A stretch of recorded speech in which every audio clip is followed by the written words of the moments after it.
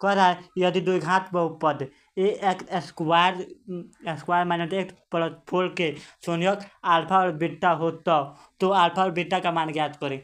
तो अल्फा और बीटा का मान क्या होगा, इसका एक होगा, एक इसका एक होगा, क्योंकि अगर हम निकालते हैं और इसको बनाते हैं तो एक आता है। तो इसी तरह आप लोग क्या कीजिए, ऑब्जेक्टिव लेट लीजिए, क्योंकि 100 नंबर का मैथ का ऑब्जेक्टिव कितने नंबर का है, 100 नंबर का। तो 100 में से 50 का आंसर देना है। तो आप लोग 100 का 100 हम टारगेट के साथ क्या करते हैं, कराते हैं ऑनलाइन ऑब्जेक्टिव। ठीक, 10 बजे 10:30 बजे हम रोज़ ऑनलाइन ऑब्जेक्टिव कराते हैं। तो आप लोग ज्वाइन हो जाइए मेरे चैनल से। आप रोज़ ऑब्जेक्टिव देखिए, 6 महीना बिना एग्जाम का है। आप उसमें टॉपर ला दीजिएगा, नंबर का बमछार कर दीजिएगा।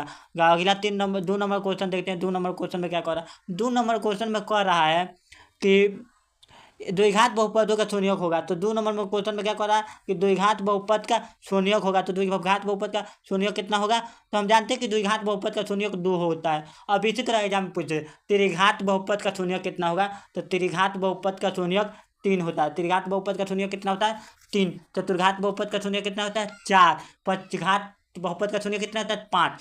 अब सबसे इम्पोर्टेंट बात, रैखिक बहुपद का शून्यक कितना होता है। तो बच्चे इसको बता नहीं पाते हैं कि रैखिक बहुपद का शून्यक कितना होता है। तो रैखिक बहुपद का शून्यक जो होता है वह 1 होता है। रैखिक बहुपद का शून्यक कितना होता है, 1। अगला क्वेश्चन देखते हैं। 3 नंबर में क्या कह रहा है, 3 नंबर में कह रहा है कि यदि बहुपद एतना के शून्यक ए और बी हो तो ए और बी का मान ज्ञात करें।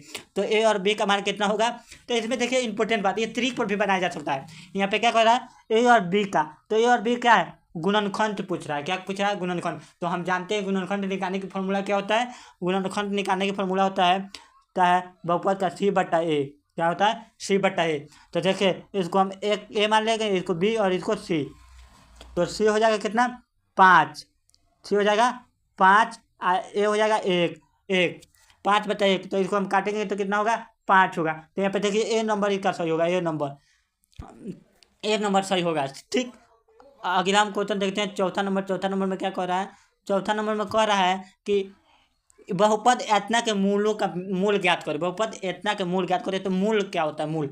तो देखिए मूल निकालेंगे तो यहाँ पे देखिए क्या है, सबसे यहाँ पे मूल निकालने के लिए क्या होगा, 4 आंसर होगा, 4। आप मेरा चैनल को सब्सक्राइब कर लीजिए। चैनल को सब्सक्राइब कर लेते हैं तो हम जो भी मैट्रिक से रिलेटेड वीडियो डालेंगे तो सबसे पहले आप लोग के पास नोटिफिकेशन जाएगा। तो नोटिफिकेशन से क्या होगा कि आप सबसे पहले आप जान जाइएगा कि मैट्रिक एग्जाम में किस तरह और कैसे क्वेश्चन आता है।